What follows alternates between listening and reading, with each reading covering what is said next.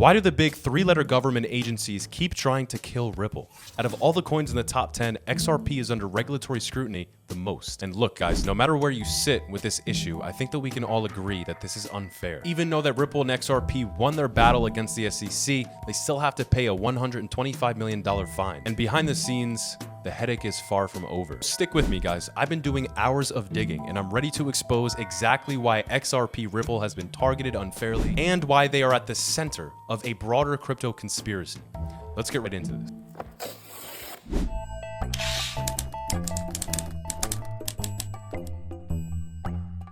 Welcome to the Coin Zone, where we uncover the hidden truths behind crypto and money.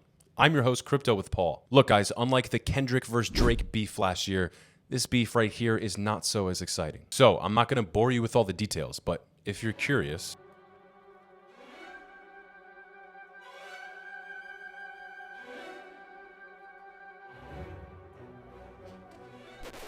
but who has time for that, right?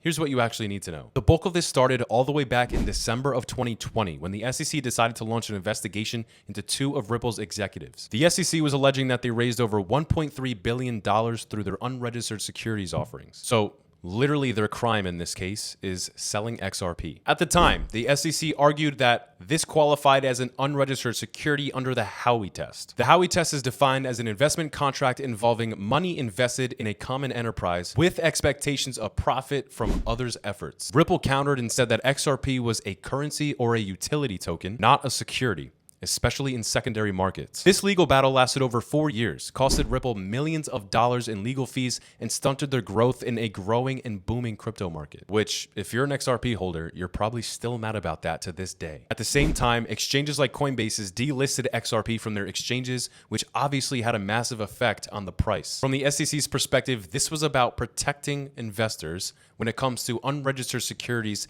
possibly misleading you with misinformation or fraud. Yeah.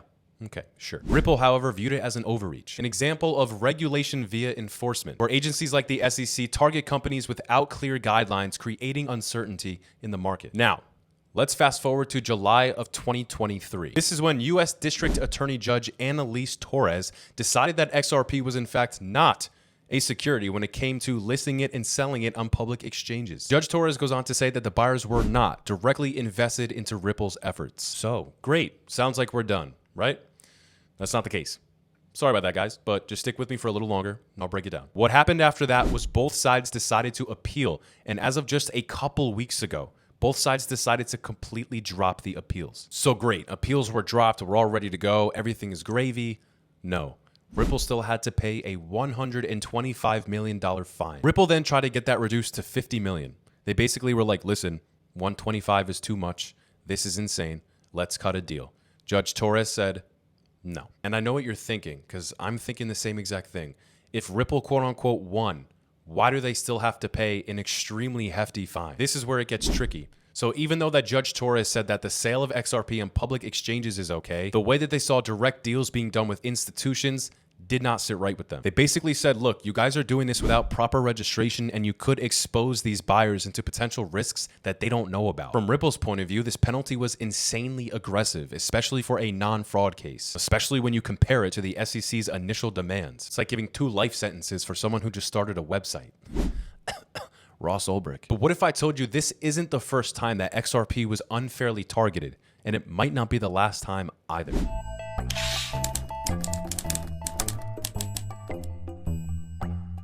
You might have heard of Operation Chokepoint 2.0 before. Operation Chokepoint 2.0 refers to the alleged use of pressure by the Biden administration regulatory officials encouraging banks to debank or deny services to specific crypto firms. To learn more on this, check out the interview we just did on the channel with Ralph Dillon, CEO of Digital BD. We all thought that insanity was behind us. When Donald Trump took the office in January, we have the Genius Act passed, the Clarity Act is coming, and Donald Trump himself personally has over 45% of his net worth in crypto now. So everything should be smooth sailing, right?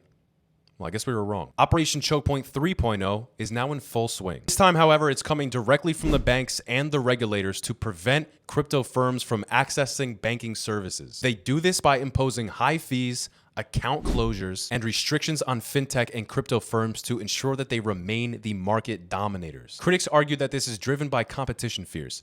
XRP offers faster and cheaper cross-border global payments. That is something that banks do not want to hear. Ripple has always felt this firsthand. In July of this year, the Bank Policy Institute, or BPI, which represents 42 major banks including JP Morgan, Bank of America, Wells Fargo, filed objections to Ripple's application for a national trust bank charter from the OCC. The BPI cited concerns over regulatory compliance, Ripple's stablecoin RLUSD, and insufficient public interest justification. We saw very similar things happen with other crypto firms like Circle. So why are these banks pushing back so hard? Well, I'll tell you.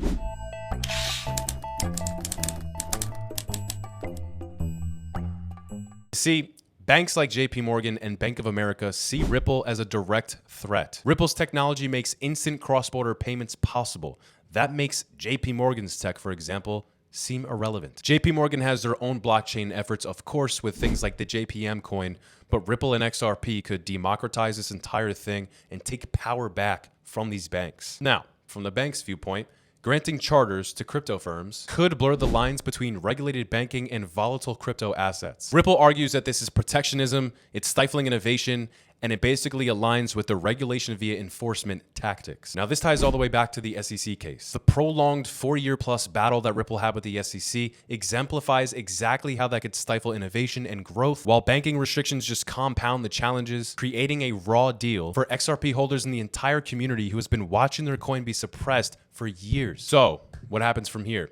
Now that the case officially a couple weeks ago is closed, XRP can focus on expansion. XRP has since rebounded. It's trading above $300 and is one of the top performing assets in the top 10 this year. The banking license fight continues. However, executive orders passed by Donald Trump and more positive legislation could shift the tides again here soon. And still, despite everything that they've had to endure, the XRP community is easily one of the loudest in the entire space.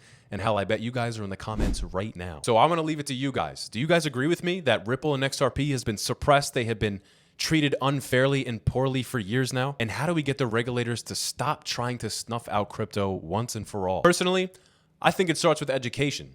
So maybe the best thing for you to do right now at the end of this video is to subscribe to the channel here, because we're always going to be posting positive videos like this, educational videos like this, breaking everything down for you so you don't have to. Once again, you're watching The Coin Zone, powered by Liquid Loans. I'll see you guys in the next video.